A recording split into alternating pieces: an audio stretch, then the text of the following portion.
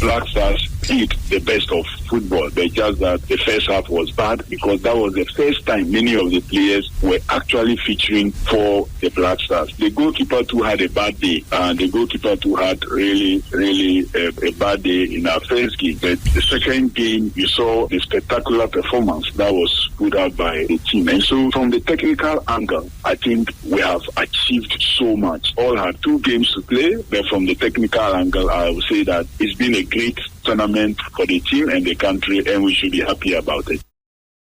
Yenye transfer kakra na ura House of Oka. Meno aka say Ewram Ewo Bechem United na player omani edi na chino eye said Kojo. Yes, reporter Eban and say player no aka season back na no contract no abawie September mum na no contract no beba awie na Bechem management abona brantia ne bobo no mo hu se kwa no peso okọ eno nti huebe September mu House of Oka nkomo no koyi a mbetumi enya set Kojo edi a free Bechem United na the ebe biemu no ene say House of Oka another interest of my show no Eko Nations FC won play any din ene Kwame Boache. Yes, Kwame Boache so we an share pro so aka season bako na ne contract no etumi aba no awie ye na mekodi nkomo kakra ho no best of 1 month ago and nkomodie ne sha ase say ba coach nankasa and I show interest ewo Kwame Boache mu nemum has enyanyen official say omode epe Kwame Boache ade eba yina no atetesem na eba so ewo ho minko Gold Stars na yenhwe de omo so ye wo ho a mo so awuram ewo Nations FC Berma Ba. Yes, Taylor asem ene ye kan ono so no aka season ba ko na no contract a ono so ewo no eba no awie ye nemum omo so show interest say omo behia player no a ohwemu anaje say ade a Nations ekofa no free say Hwe Stars bra no mo peno no na ya pre between Nations and Gold Stars and say obaye no say wakoye second choice eno nti Nations hu ne say ebia no ka ho na Gold Stars afa kire a ompeso mefa player nti no yebehwe ye no nso ebekọ akosi ewo ho enomo bafo ate ho e de amount production team enhwemu kakra no danadi say Nations nkoma omudie no ase eluku positive say omumacha omone basketball stars ko boy ya entimi enwe peye no empanfo betimi ama ya bono fofra ye wo atweneyem na anwumre yi me nkomo kakra me kodi ye ewo Nations no di adanse say Dr. Che will only accept only accept say replay and tesa usafo Ghana for mfantu ntrememfa ho ene achopa ene na machiri eba na monster doctor se mu nya tim ne ye no de be ya na set team no betani into academy eno ene ne eba Bechem United hremu dia na chese omo ebo modem etumi akoye justify your inclusion na justify no ohwemu a yemfa entudwa say 8 a.m. sharp every day na the tense Thursday 5 to 7th and ebetumi abaso fosiji abo omo say we player na juhudi sa ball no betumi aba ma age no emye 15 16 17 years and omo bomodin wo ba nyama bi e ka ho a yede ko justify no make sure say nyina be ka ho nemom bomodin say umfie ni de ube prove with observe certificate o passport wo ho a fa ka ho national ID ho a na no so wo de account ho a bibini ontiase a 0599 380198 0245888489 Kingsley Osebonsu ena nensa ehye krata na se a yegina so na yede eno ede amamo yemfansi jibo enne. Okay, Clementino the darling boy ena odi ranko funkru so de odi refie Audensem Ewofie Eguo Ede Amaye. Kwame Adumakwesi watching the show live at Ashton. Good evening, striker. The Ghana Premier League it's no more attractive. We Kwame Adumakun. Kojo being Osiso, based on which laws of the FA would they use to play? Would they use for the replay? No, Kojo being or the Bakubi Baha, Meshena Echino, the Honsem Ede Atu Eja. Okay. Kojo being Bauside German. Then we will write to the FA that the GPL is officially a crime scene and a criminal enterprise. eno kwadwo ben de a ode eto aso eno no Nana Kwesi or say Gold Stars and Chelsea should be relegated to Division 2 because their game was too obvious, just like Ashgold case. Boy Francis Honorable and also at the Nidia Ababe Twaso or say so who would determine whether it is IFAB or not. IFAB should come clear. Watching live from the Kanu border. Nidia our day Abba enono. Henebana or say the day has ended and is going to 72 hours and nothing has been heard from the FA. What happens if both nations and Gold Stars win their games on Sunday? This FA party. Okay. Heneba Nana or say Eddie or day Abba enono. Michael Osueki or say it is the sports minister that needs serious education, not the club owners. Since he was appointed as the sports minister, what has been his policies to improve our local games and other national teams and athletics? He should go for 1 year course in England. And no, Michael Usu Eke, ne de our day Abba, and no. Okay. Commander Kwesi Kakari, or si good show, 88 gun salute. Okay, Commander Yasum, Commander Ankasa, Mother Richman, for Richman Abba. Richman's boss, you are welcome back, and the show is live inside Hamburg. DJ Richman and Yima watching the show live. DJ Richman. Yes. DJ Richman. Some can say my meaning in one combo bat. And never connect to. DJ Richman, nipa. Me, the man made a pen as me, I dance here with define what straight away, he became my friend. DJ Richman, DJ Richman, nipa. Yes, nipa. These are the people you need in your life. When's the last time you can and Kofua? We share one more brabo more. Omutimibuama or Shabress and answer our life. Yes, these are the people. We are God sent. Or ya dear Mawa on hair tree on winning home one when expect to say, Ubsu baby be Adanase, need the say, or per se or Buenipa, no, your person. Na wa de na wo ye no we na DJ Richman betin aboa aya yi masutri any obetim aboa nti sabre sha se to asem to me akabi mame mo kire me ya aboa asem to bebe amakogina na ndi obetim aboa papa na DJ Richman aboa me kan jo se me TV asay Kwame Charles was watching live from USA. Kwame, it is also a share from the United States of America. But you said okay, yeah, it was so Eddie Amamo. Promise 102.7 Highway Sports and here on TV, Promise TV, on radio, Promise Radio 102.7 and after Facebook, Promise Radio 102.7 and I was such here. Unsa ebetimi akaye na ososo watimi ahwe program no from Facebook. Okay, ba for kakra bi na memra oso menua baako ewo takwa. Edia bebrina de fene abe ene Ethan Wellington abe ne ba bema ene na woda. Nti Ethan Wellington abe ene wa woda. Ye we show happy birthday. Nyankopon enkoso enhyiraw na omeye kese enchen opapa. It's the birthday of my granddaughter Equia Ejubi Chumesi Donko, a student of Holy Child SHS. The family prays for God blessings. We Mr. Kwame Owusu Donko ne de awono so ede aba enono. Mr. Kwame Owusu Donko say we are shadow of this station. Yes. And also Liverpudlian. A powerful Liverpudlian, not just a Liverpudlian, a very powerful one. Okay. Mighty Liverpudlian. Okay. And I love him for that. Yes. Boss. Danger, by Zakito Akwaba. Bibia Bokode. Nyame Ekoso Kama. Okay. Friday na Edel Hada neba. The Friday is your holiday. Friday holiday. O say minister asana dada. Okay. Interior diaba. Diaba de enche se no. Friday holiday ntino. Edel Hada ti bia no. Edi enti minim se so o dia na o ya ahima ntino. Oh dey. Ben kan che se nya yo. Penye se mre. O ene dia ene onka. Kutika. Kutika sa. O kan dia enche se ho kan dia nyina o de beka ho. Boss Mbacho, wo GFF statement na me de ababo ntino. Yes, one me. Oh, sir. And then patch me the man, what aroma. Me copy actually, who we pa my copy. Or say, who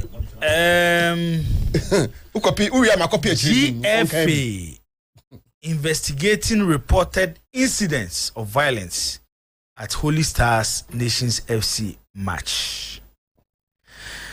GFA investigating reported incidents of violence at Holy Stars Nations FC match. The Ghana Football Association has taken note of the report of violent incident that occurred during the Ghana Premier League match between Baseke Holy Stars and Nations Football Club played over the last weekend. The association has commenced a truly investigation into the reported incidents. The GFA wishes to assure all stakeholders, including clubs, players, match officials, supporters, and the general public that it remains committed to safeguarding the integrity of the game and will deal with all issues arising from this matter expeditiously and decisively. We urge all parties involved to cooperate fully with the ongoing investigation. Further updates will be provided in due course. I'm so moving. Come there, Banon. So moving. Ah, now I'm asking you better no more. Oh, there's no moving. Obed, I said you no moving. Investigation. And they have to investigate. No be bobo so be my investigation maybe. I said what's okay. Investigate what? A game is ongoing. One pack his bags and baggages, board the bus, move back to Nifie any dem one. What's so investigating? Ni card or term na investigating. I refer the ko dey na match commissioner the ko ye. Officer. Enu na nka so mo ka kire yen. Enu na say asema yes mo ka kire yen no say. Kwafo na small wo mo because the referees and the match commissioners were sent there by the FA. To mo no say mo be ka kire yen saying. Boss, but also make a win anti-Masiana. The referees and the match commissioners were not there on their own. They were sent there by the FA. Just how no catch them. They no catch them. Police commander no almost someone so my crown. They no catch them. I be do we have almost a statement to him. And some I see Oklahoma. You have my incident this year, the same evening. The Ghana Football Association will charge the body now and accept the persons now. Omufo say, Oma flat or loss no.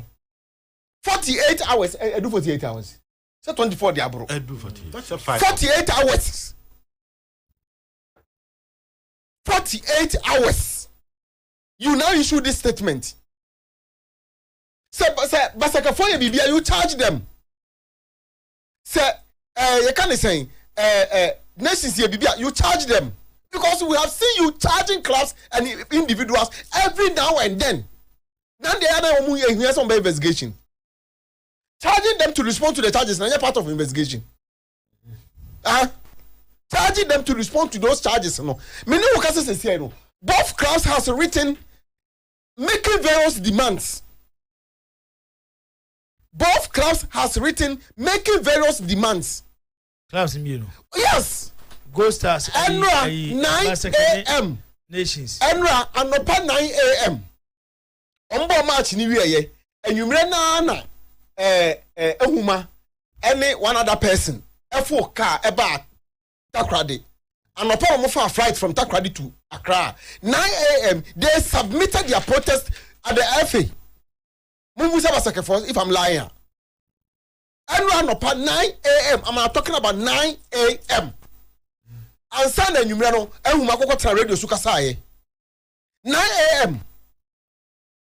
Minimum time nations for them but I'm reliably informed say nation has submitted their protest demanding for a replay of the game.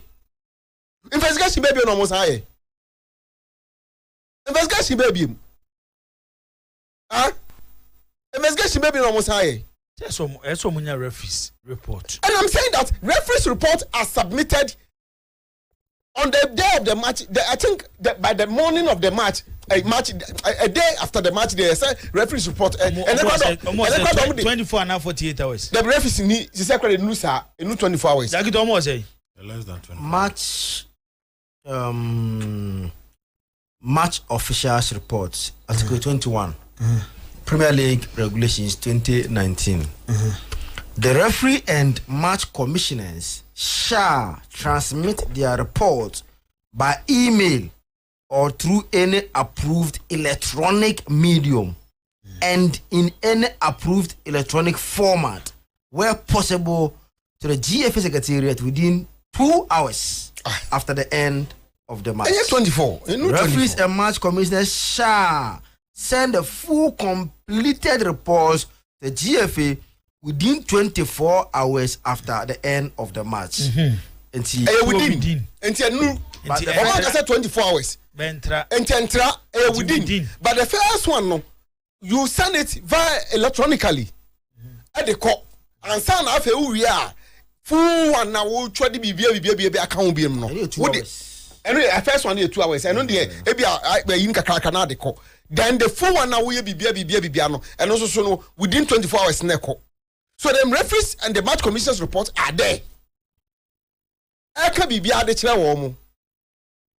See, I said the FA almost team Ghana front through. Almost team a crocodile the John. Omunye bold enough. Omunye send you charge clubs wa Chroma no mo. Emma, you dey to supporters could now court wo Chroma. So mo bu referees. And as I said, we can say referee na.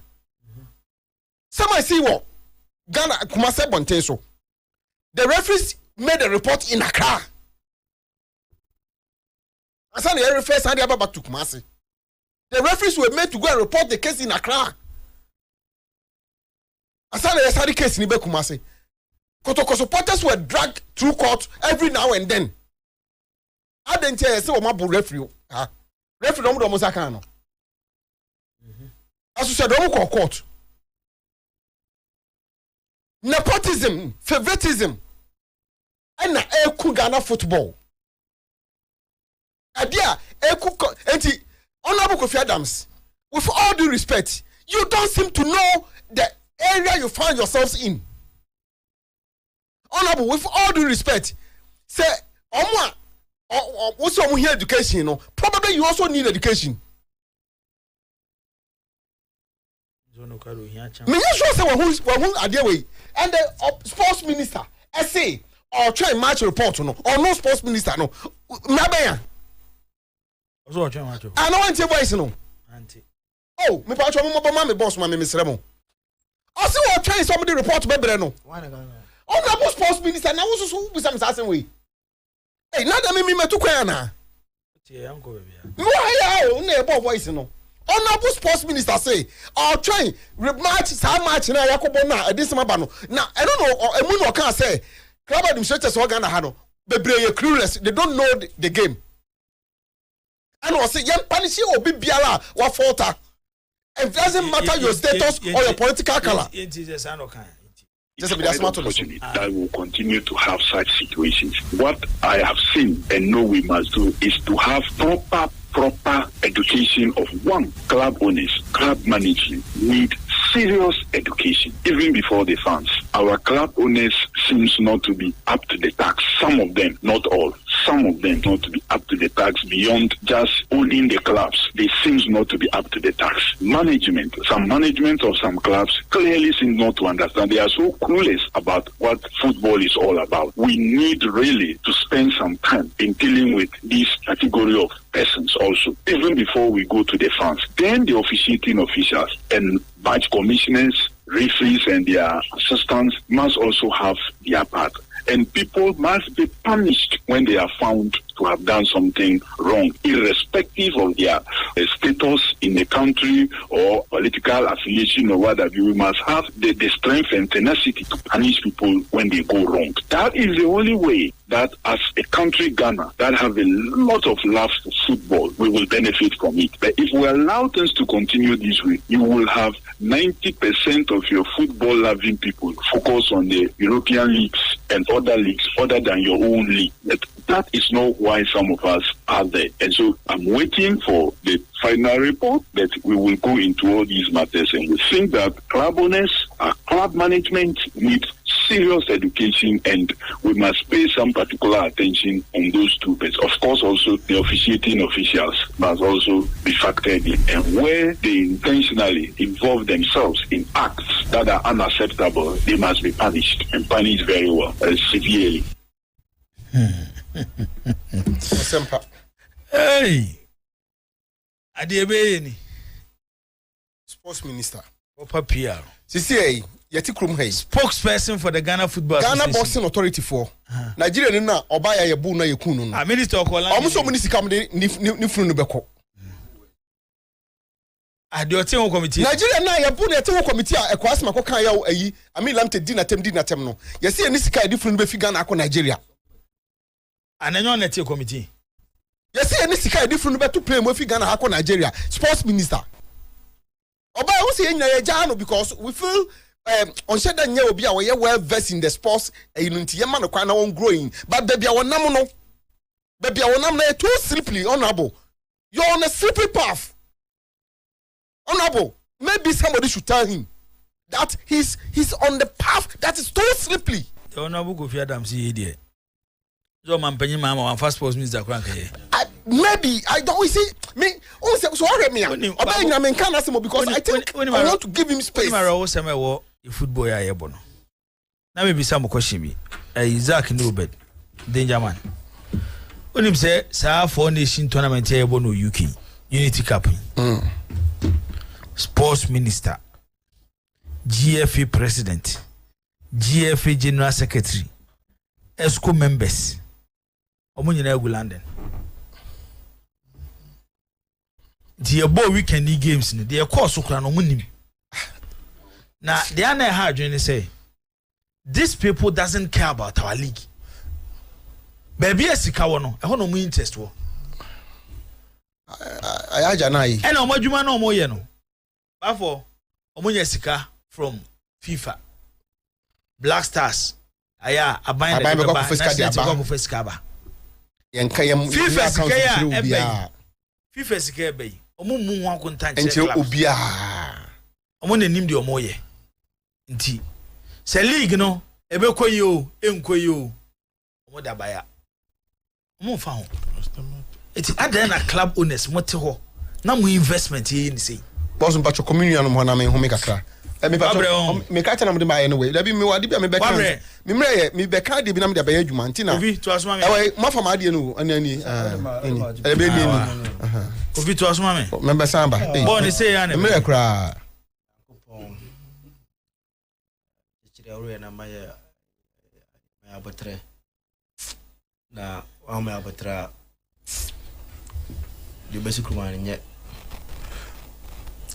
chese wine pan na kwatena se coach wa sakrata na ukanti sia no chese ojino ho pa no we should be asking questions the person who wrote this letter ojino ho pa like ojowe no o kind you yeah bobo mra wo krom hamra so bi jabo no ba family din na wo say me investigation o kind investigation e dey me pa che o fana aseme se okrom ase ya omo ya se o man charge for krom ya so mu investigation answer yen ka obi ya o me pa che o de na insuatre when the incident happened anya na jina no charge Zatramai. And no be a woo. Did they wait for any investigation to be conducted before Muko charge them? They charged them. Up for Arsenal. Secretary no. Lawyer. And I said I don't need to add lawyer. Lawyer is not a for somebody lawyer back in the home. You didn't need lawyer. Lawyer said his name is Prosper Arsenal. And you for some friend lawyer. Me parent friend lawyer ba me friend no Prosper Arsenal optimistic charge obi say me hunu social media yes kroma say e was senka Jerry John Lawrence osaba biom de omaye neke yakọ ya di soje fa ko song from A4 de ko barasi yakọ twom chimba na say line up nti every president on 20, secretary no 40. Now esco for no president ni nyeke to na one makani. Then on 50. Now secretary ni 40. Now esco for ni 30. It's to chomo chi ma pa sa anko for no go for no. You are able to charge people. Say we saw it on social media keke. Ambato. How much you charge them so got trouble WhatsApp keke o. It's your charge o say bre be you ano. Na ya kwa ball a referee agent finfin. Miss Bao was a center man. Na who match commissioner at the venue. Who match then safety then na say omo appoint no omo venue so no. Enti Prosper Brofi, it can't come out without not passing through your office. Una you sanctioned this thing to come out. Me pacho Prosper. So are you telling us say mu nyankopon mo som no o kroma se ni no mo bet ba ka tika na for say report no embedi mo ni mana. So are they now telling us say referee na no je vinvi no on fan match report empire na match commissioner no are they telling Ghanaians say on fan match report empire na what kind of society are we living in that is obi madam fu ntino ye pe kwaya sa unim what they are planning almost have a allowance we with or without a basket nations points nations basket fund basket will still survive are safe until yanko bona just a nation question and yeah let's find a way to do nyama basa to favor someone but the way no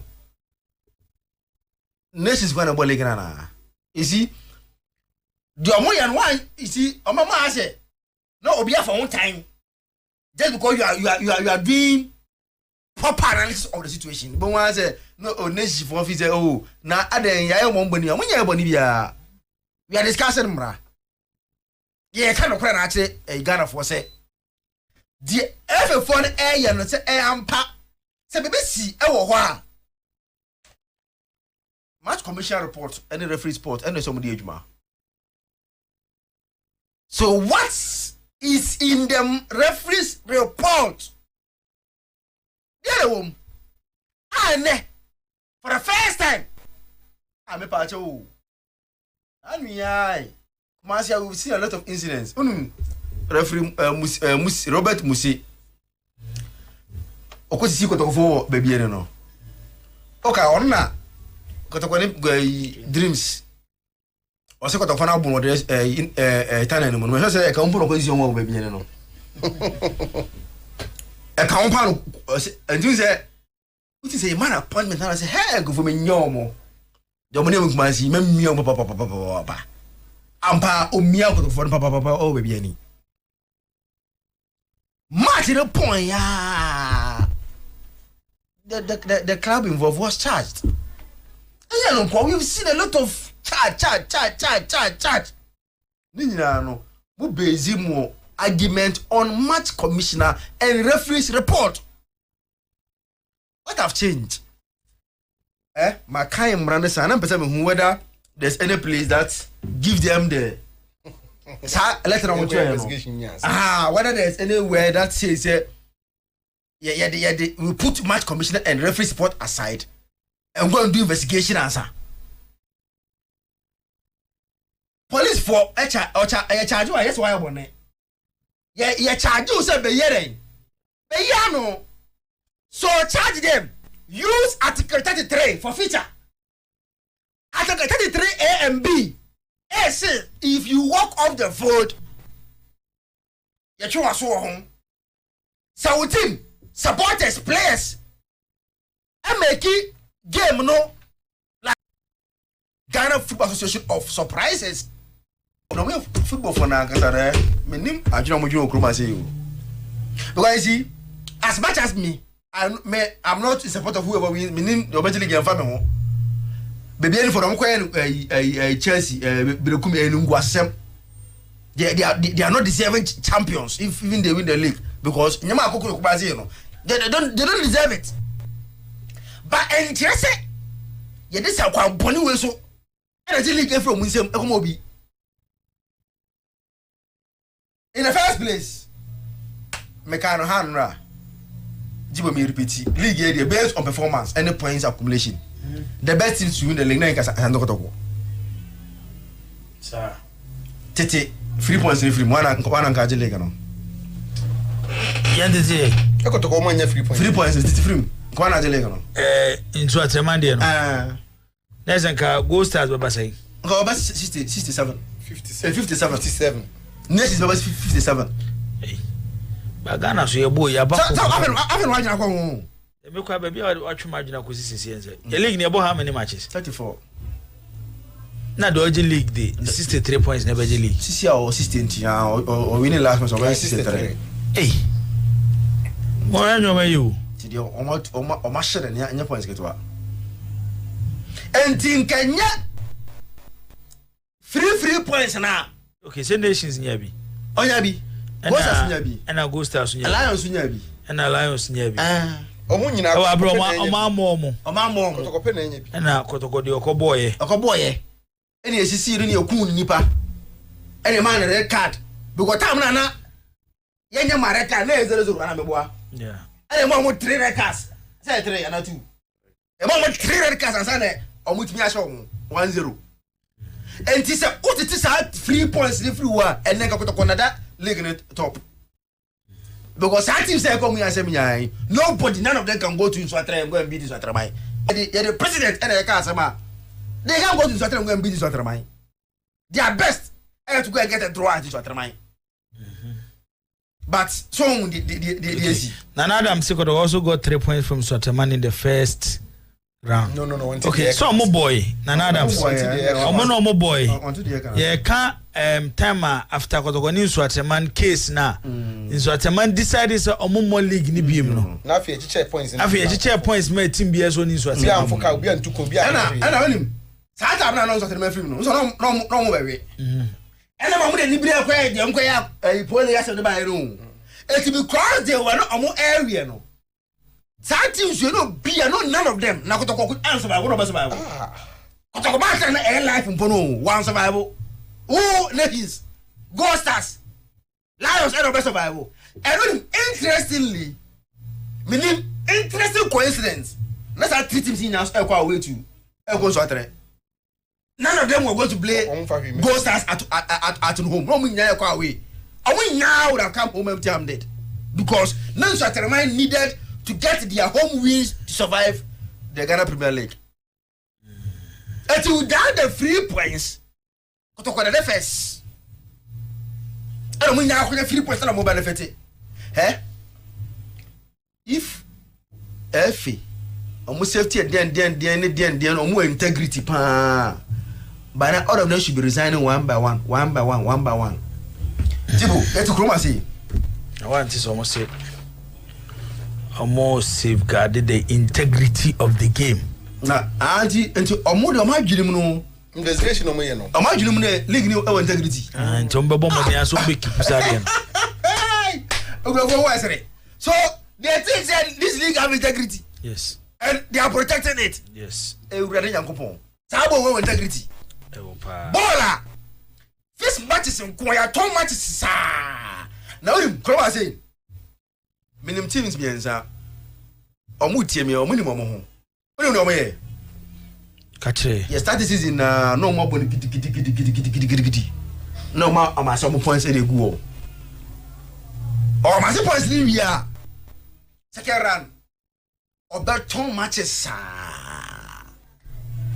they've been doing this every season oh kroma say on first round Ushana obayer no boa massive points dey go scaran business no adi mawe na odi bi every go ken no adi bre we na be musie we sa I don't think room say and is it not so surprising say every year second round edrubia results week be another those other mountain Asa me Brekum goes as much. 1 month ago. Do tio yeah week impo 1 month ago. If you are be any say match no goes as go win Chelsea. No be any. Eba match okay Bakai. Okay, Nations no go stars. Yeah. Ya come on Chelsea first say mo go Nations e wo fan say. E wo Brekum. The same day when them give them they're paid. Motivating them to beat Nations for them. E wo Brekum. Me na maka. Mo say mo do court. Mumbra. Ma mo say o Nations e fa mamo. Mamo. Go stars. Exactly to dia sana kan. Now can first one. Debi. Jibo. Mese. Zakito. Also on one aka. Mese. Zakito. Jibo. Yet to Zakito. Nations echo Brekum no. Kofi Zakito. They want them motivated them. Kofi Zakito. So mo show mo. Am mo. Zak me 2 for yet you. Jibo. Unse ye no. Enyama ya Kofi Zakito. Enyama ya wo no. Dan wasem na chichiri ni. Enyama ya wo no. Dan na chichiri ni. Because we are part of the system, enye matter of being part of the system. So chichiri ni. But truth is that Zakito utime asem ni chichiri ni for the mpacho boame boame wa chichiri foforo na memem na mebo ngo mungu amfa ma chichiri no menti mpacho boame Tibo me say you are making an allegation. Allegation for now is not proven. Say you can see you anya onkwa na ebesiu station so aka. I always say it was alleged. It was alleged. I bra onye emphatic. It was alleged support. Zakito. We nye promise asem. Say ne bi ono ne kwehwe, say ne du ano no akoyina no. Wo e bo enye yi o. See ya na nti me bo enye yi. Asem na me kan nti o. Bo na enye yi. Enye yi. Yeah. Now me beche na the PRO. Mo be mako. I don't want to be saying a lot of things. Me can be no dance no more. So I know every move a Ghanaian team does in this country. But PRO on a platform. I want to game against Ghost Stars. Me no talk what about make me chance natural. I told him machine players now me involved in the I don't know I did.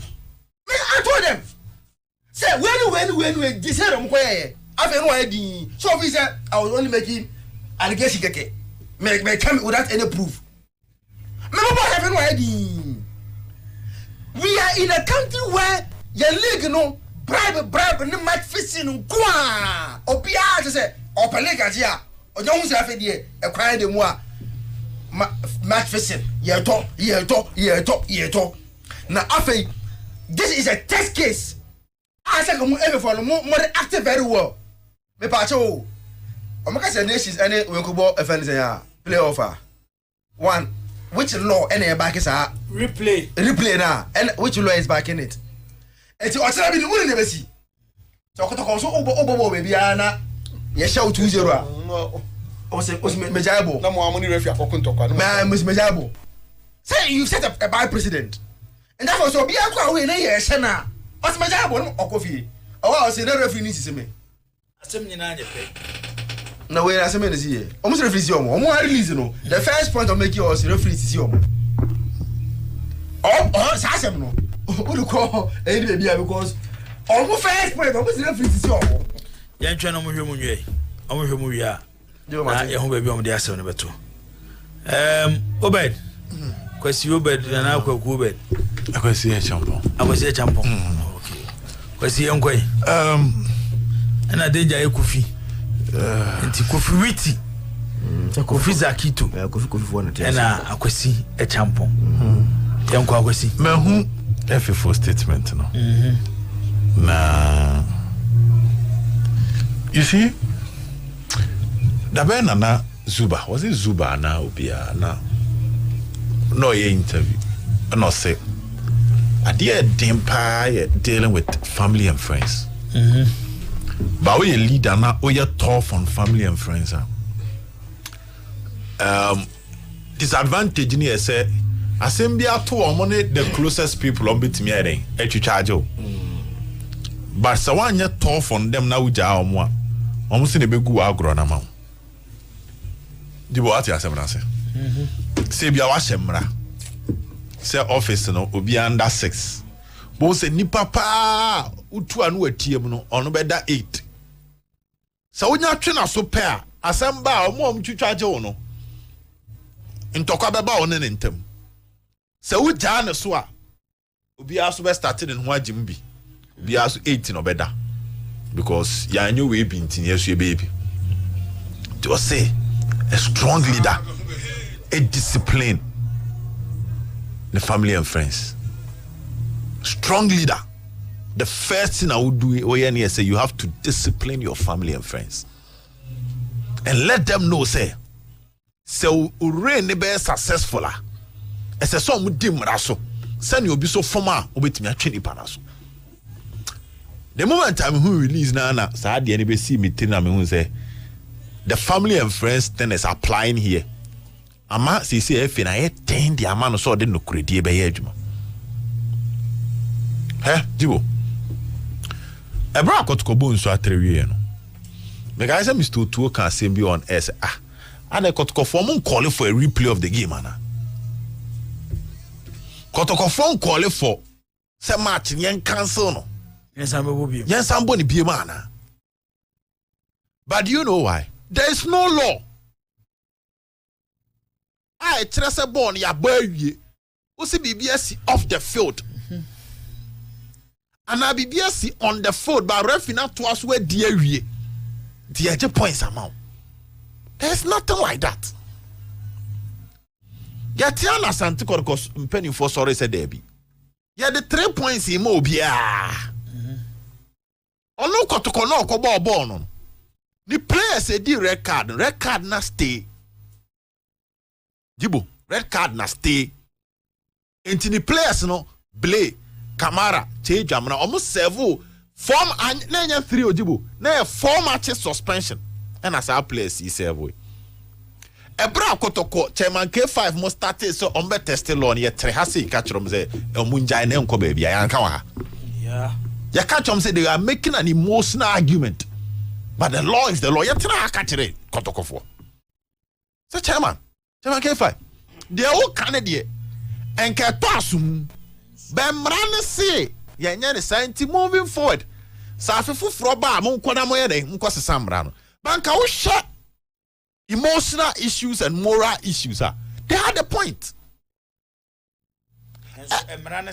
Omu na makobo ball me players a di card ya who supporters e to ne maba park so TV fu etwa bon ya ma o megai tibo ya ma TV fu agai o kotoko coach and then the backroom staff to dag out omu ntimi mpie because that is the safest area on the field.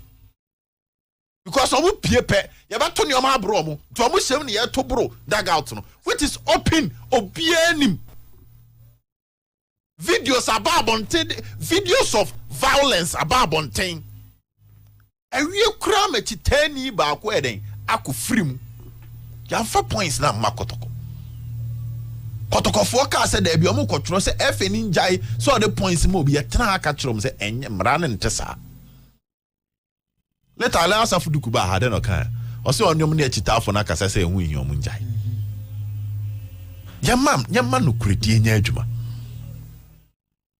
Asate na me no kasa Jibo. The only image I hear who from Nations FC. Memeti hey. Maka just say Nations for Africa. Say be me de. Omo league na. Oba bo baba sports stadium ya. Nations for the say anyom na tukuma say ya. So it's a plus. When your 2 teams are airball Baba Sports Stadium.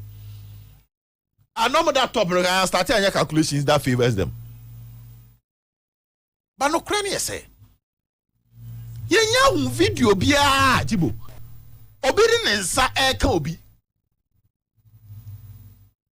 Nations for ni pie free stadium hono. Nyemfa no crane cancel. Why na who say na tade kura ya so mana ya mo ano.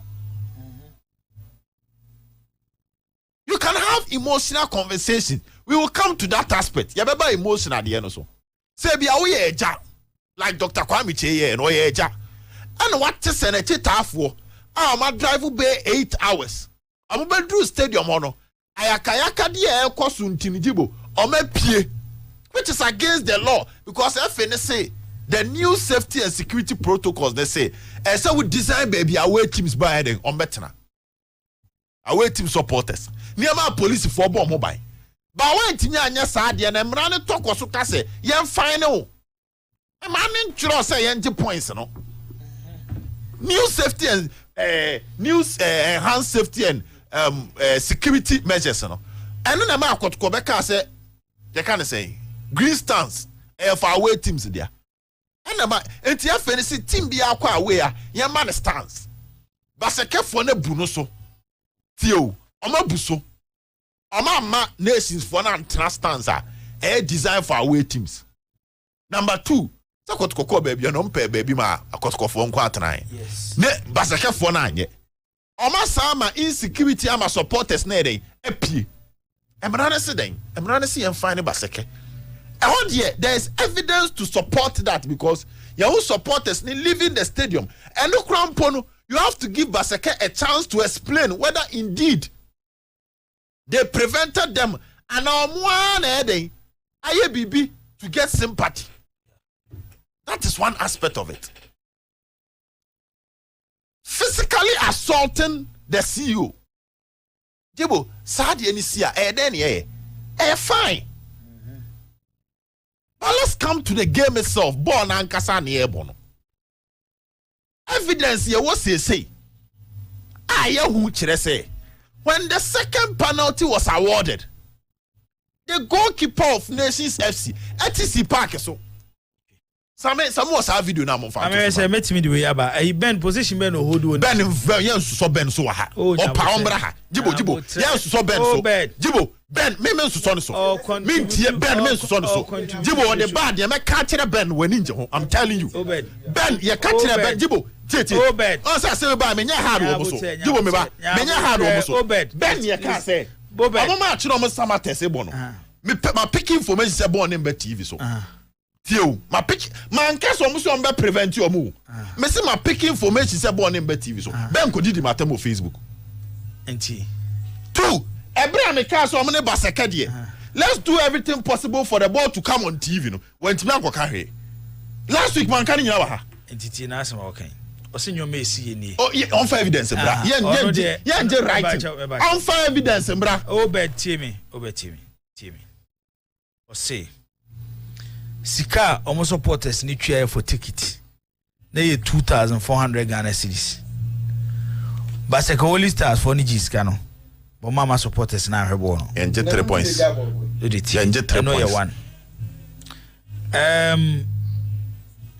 Or say among Kansem so mubo Muslim and a diaka.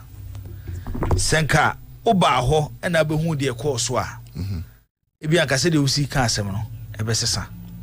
Eti memma ne nkonkoye se ebia omo nsem no mo ka no akoye busirimu ka Jibo me say ye ka mra wo me say your emotions ne wo mra emra ne say players if they are harassed now referee ne jotting down why it me quality of the game ma me misa we you nations o match bibi to the FA o match say ye hu detail be hu so match report meaning say nations na Ben no what message say nations are true on confirm say nations are true on the more details okay there be me here details no Jibo yeah there ba go pen na me person nations are asking for a replay of the game nations are asking for replay and that is what we are and Basake for so let also ask for 3 points 3 points straight Basake no omo the evidence of keeper defense Kofi Mensah running to the field I also and can say okoho at the time the game was ongoing until almost say ade omo ye nyina no na enkwa ho hia ya je honat and the ejitum by amount 3 points ma won't me say what ya je honat tumo therefore you have to time I make say Dr. Kwame Che being a good father ehun ne say ne ma to kwan 8 hours aba baby ayakayaka de e koso Tieni yo. Okay, nations. Debbie, how come you come back? Nations, somebody canon. Nations are seven. At no point, no can say the players on the field and their technical team has been harassed. At no point. So okay, almost statement now. At no point. I must say all the issues they are raising. Officials interview. I will state this. I didn't say a do point be no. That's what I say. For supporters, now get you closer to the Omara in a perimeter. They were threatening their players. And see you on Oirepa FM. So Okanya meaning Nukure. Players any this is this is the official statement from Nation. First point, poor officiating. Second point, security concerns. A dear boy, Divine Change.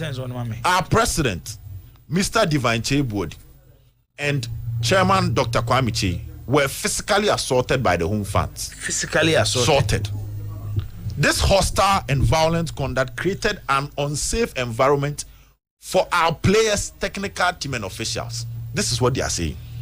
So, Nipam, you know, they were assaulted, which I'm the picture about Divine team was Divine and Dr. Kwame Che. No player, but no player or no technical team member. We are not justifying violence. But can you say? Then if they go back to Congress, someone finds them say, when you touch a club official, when you touch a you get 3 points. You get 3 points. But I'm running see you find any panel. Until next time, Omunkwa kase, o touch a videographer, Yapon 3 points you find my na clubs ni nyina dey engine tum. O touch a safety and security coordinator yenje mayen. But okay, rules that lead to forfeiture now. The no panas akito kind being say the teams position itself in such a way that it renders the progress of the game impossible. All players or supporters of a team intimidate or initiate an act responsible for the abrupt end of the game. This is what leads to forfeiture. This is the law. And the first one is a walking off the field. What forfeit? And now say if the players of a team or the supporters of a team force the game to end. In this case, club obey any video the players TC Park so. Nations FC. Nations. Yen baseke. And to that time no kwa. Omo fasa nyoma na ben mo kika ni nyina kwase mranum. Na clubs nyina nto so aba. Because as stakeholders, the supporters to coin eco venue. Abroche them boy the pie supporters. Now say na me catch you say CAF Champions League, CAF Confederations Cup. The NTM born one leg in here say supporters it's difficult for them to travel to other countries. They born home and away. Supporters ni bo mu enye de. Into omo kwaya mra. Because enhanced safety and security protocols no clubs ni nyina akotena ase. Omo je fine 2 mu, omo anje 3 points and 2. Na eni hobby. The CEOs of the clubs go into come ko na say there be born here the supporters na ebo pole kura o free mu or a supporter e free na ekwo so obi ba home now the second supporter 3 points na ejema we team no e free na ekwo obi ba home na ni videographer o don saka na ye je 3 points na we team no e free na ekwo obi ba home na the club president and our board chairman o don saka na ye je 3 points no but for now enim just like now kotokofo kase Dibo, you saw 3 points and me for more be a tana catch them say, enim renum no. Sashin ye catch nations FC4 say, enim renum. So next time, omunko fighting for changes. Send your bayawa, we a club official, now where you have the confidence so be in the second ball, no bobi obejo 3 points. But for now, dear, Emrani see and find a Baseke. So if Baseke create insecurity, Omu create an unsafe environment for the away teams, fine. Omu create for the club president and the board chairman, fine. That aspect need that. But when they're working off the field, the first reason our nations, Ben the media men for nations have to throw near say, say poor officiating. Jibo, I'm running him for say poor officiating. You jai budget 3 points, man. I'm running him for. I'm running him for say poor officiating. You jai ekobo neutral venue. I'm running him for. So they be a catch from some more men in break. No more fight for the right to this saying you've come close. And the video be about one thing. You see, football club they drew poor officiating. I know I careful. What was that video now for the Bonation safety for Chino? So I'm on game on what for boy I'm the qualification. So I'm that video. People are also raising issues against them. So this should be a case study. A case study where they will all come together to push for a new movement. Total reforms and resetting of the game. Where key stakeholders will feel safe. But for now, dear, opinion, Ben, would you have a catcher? No cranny say. Tama mobile samates and near Casabon and Bread TV sono. Sa time now and no see Mukoba Basake, Casabon and Bread TV so amba. You are all part. You'll be a free move. You've benefited from this poor system. And then the poor system, no, and you didn't sabo when you know. Nations for so much dear. League here, boy, you got to connect for many show games for. And how many games, way? Into one club as someone perceive your match. There be games, way. If it's almost started, some who league, I don't match any. I said, like the boom of prayer will be a pelican. There be a free see through the die ends of the league. On match is any. I said, points I know, shall say, no, Baby to die. Matter or not. You drew second round. You drew second round. By nations, how many of their matches have we shown? By nations from day one, almost more say they want to win the league. No problem. My point is that they've benefited from this poor system. I'm not benefiting. I'm nearly going to cities about life. Me say, and then I will. I'm home where back. Oh, yes. I'm home. Nations. Ne. You can life na refer to home. Home. Yes. I'm home wo eyi on my list no. Say bedroom 5 ah. Na say life the baby ah. The reason why you home no the advantage is advantage to you. On my 5, Benity on my 5. 5 games. Boy he has no to confirm no my 5 matches ah. E be TV so. They my born my so nations for the mutual highlight. But me say matches are be TV so. The point is on my command one tum. When it comes to this system, because they were friends with the system, I'm a common one too. How many times now they say at the Bonnie because one nation says to account once them? They've been quiet. There's a poor system in this country, and they've been quiet. And that's our poor system. No, but they were not just quiet. They endorsed the system to the stand and go for quiet demonstration. You know, for as quiet press conference. I say individual views. Individual views. You may say individual views. They had about 3 people there. Individual views. Individual view. Individual views. Individual. No, I'm to represent nations.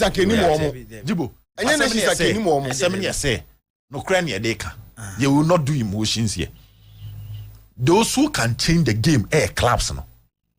But opa momunko congress is some kwa yes amasa. Say otrabi na aboa na nyina be come no. That's it. Aboa na nyina ene akamwa mo pe neutral venue. That's it. Na neutral venue sa na ebo no. Ye mbo neutral ye ba Ghana league ya ye. Ye ntwen Ghana Football Association. Me say let's tell the FA. Let's tell the FA say. Let's tell the FA say. Tomorrow is just here. Me go stars penyinia. Me what better head to head than nations are. Can china me the release abase. Say F na am fa verdict amba me bonus match. Me the assemble ko pena meka. Can me yes I interview ni say must 14s. Baby a decision ni be call the ruling ni be call the me hold the me show.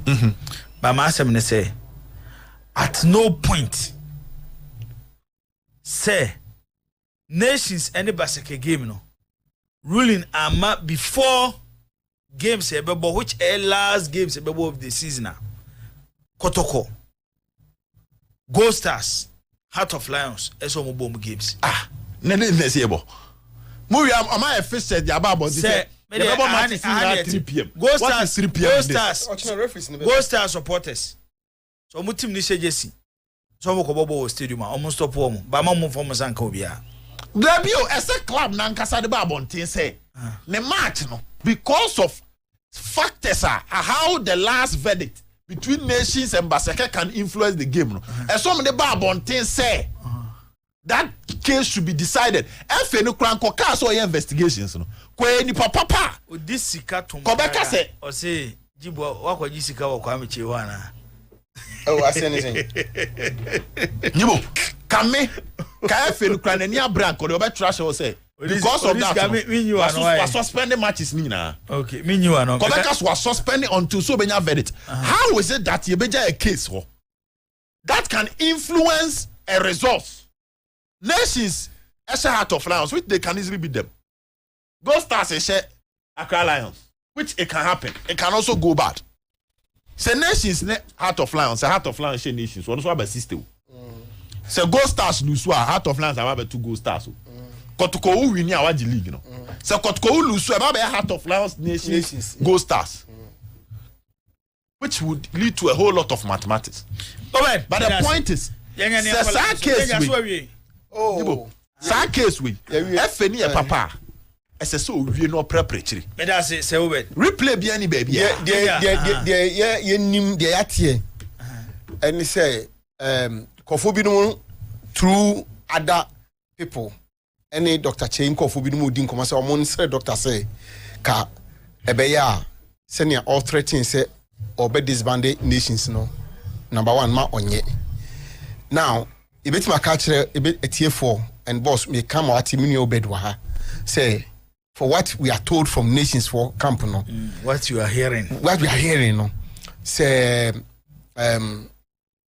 replay now ma the chances that nations will become a football academy, it be a nations academy or something like that, no about 70-80%, because Dr. Che ending penning for no who said it is not worth investing so much into Ghana League ewa bra emfashi ensheda emawo and I say onya fairness ebia all hwehwe any all those kinds na ekeke ka ho no enti enoma bebre na ekoso the reason why I feel this statement we beba just to seek to come and say behind the scene no nobody did in common na no hwese bia goes as for the betiase e bia enkorafo o mo fathers kakra na koma hwese bia o mo ne ehuma be kasa na ono being RFA chairman no ono so atimi atiase na nka bia can replay na baso then whatever happened in there no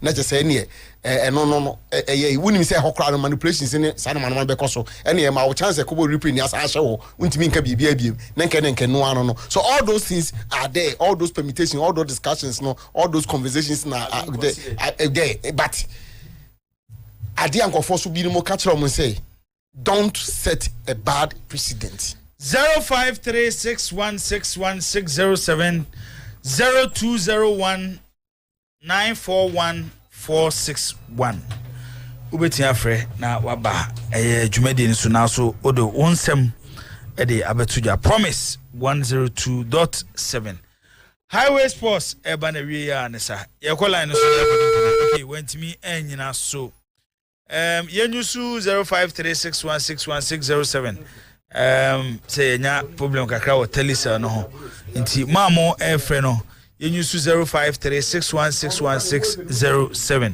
odi baby akasa free na odi wasamato aso. Good evening, Jibo. Evening. Pasa na hondo say. Eba cho nyame adumo na aso e. Babe adumo ko pacho big zone you say you also na last me say na. Yes. Minya na bibia boko de. Babe adumo ko me chia say do bet ne Mr. Uamu nyina. Okay. Omu nyina aso je oso. Pacho Jibo ya kakra mpesa me kana say. Let's for omunya abotre. Omo ka say ye ko nsuatman sabe omo kokun ole no. Kotoko supporters ba ya na ye complain mun kama nun tum mu da bia esisimo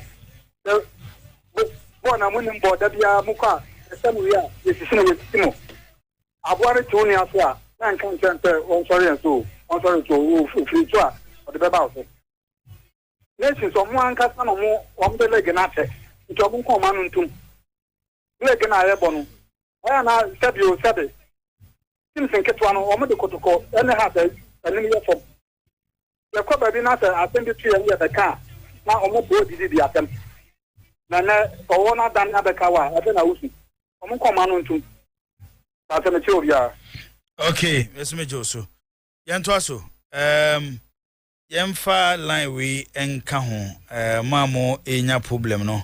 Yemfa line we enka ho. First one is 0536161607. And I say ubetimi afre was 0244 927576 0244927576. But your mama wo Facebook room no 0201 no Emma nti munyin free so na mo fa 0536161607 and afi 0244927576. Odi ma bia ka se free na do asema to aso e ba so chi ahun ye kakra ma me na fa wasem to aso why hello okay when ti me nyina so in line nye odi ma bia ka se free na do asema to aso. Good evening. Evening. Fremi mami ka se free appear do kokome. Imam bacho yeti o. Na adumre fansa bo se obedet abeti mami. Wa kanu kure papa. Se utie obeda ne stands from time akotoko. Police incidents the buy no. Maybe of far na se free enne baby a odi aba bisi. Se no kwana na oka. Ye kamra emra.